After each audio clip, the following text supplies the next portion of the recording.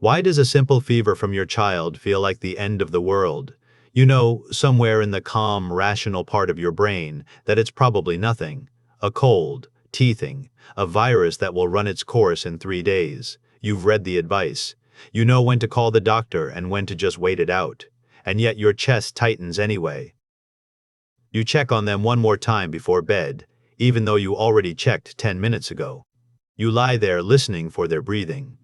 That reaction did not come from a parenting book. It came from somewhere much older. For most of human history, a sick child was not a minor inconvenience. It was a roll of the dice with the highest possible stakes, played over and over, generation after generation. So, what if that panic you feel isn't overreaction at all? What if it's the last surviving trace of a world where almost every family buried at least one child, and staying alert to the smallest cough was, quite literally, how the rest of them survived? Start with the number, because the number is the part most people get wrong.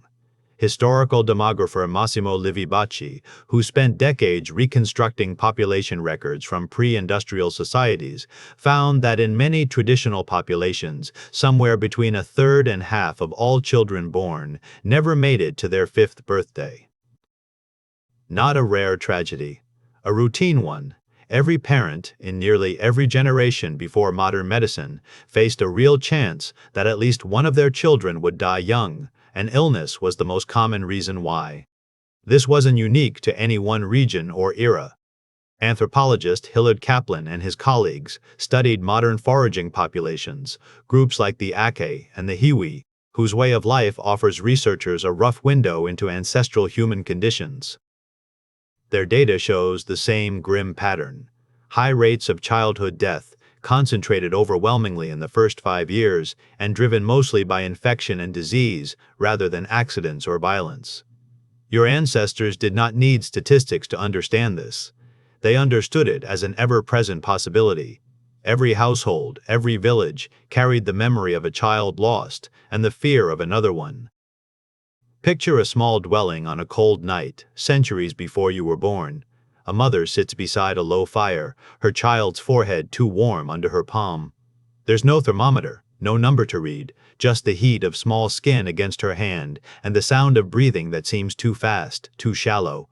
She has no antibiotics, no fever reducer designed and tested in a lab. What she has is whatever her mother taught her, and her mother's mother before that.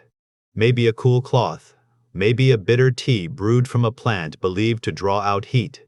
Maybe an older neighbor called over in the dark, someone who has seen more fevers than she has, someone who might know if this one is the ordinary kind, or the kind that takes a child by morning. This is not exaggeration for effect. The Wellcome Collection, which documents the history of medicine, describes how, for most of human history, care for the sick rested on humoral theory, the belief that the body was governed by 4 internal fluids that needed to stay in balance, alongside a deep well of folk remedies passed down through families.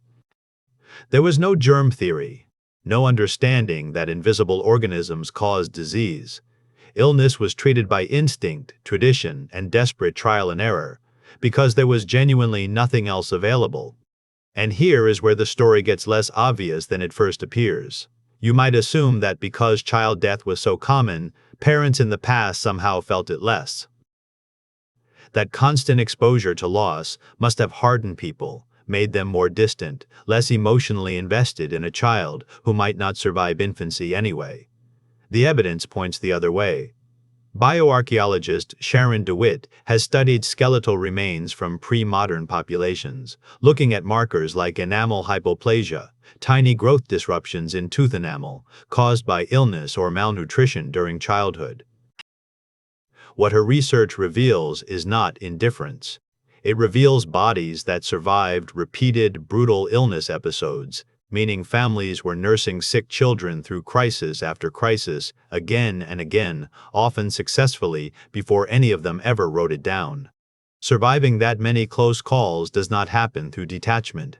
It happens through obsessive, exhausting vigilance. The kind that means checking a sleeping child twice in one night. The kind your own instincts still perform on autopilot. There's a deeper piece to this puzzle, and it isn't only about the parents.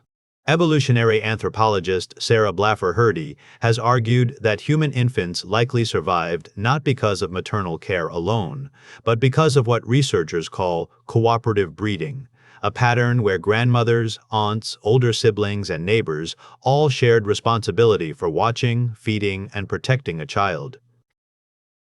This idea remains actively debated among researchers, and the exact balance of who did what surely varied by culture. But the broader pattern is compelling. A sick child in the ancient world wasn't only the mother's crisis.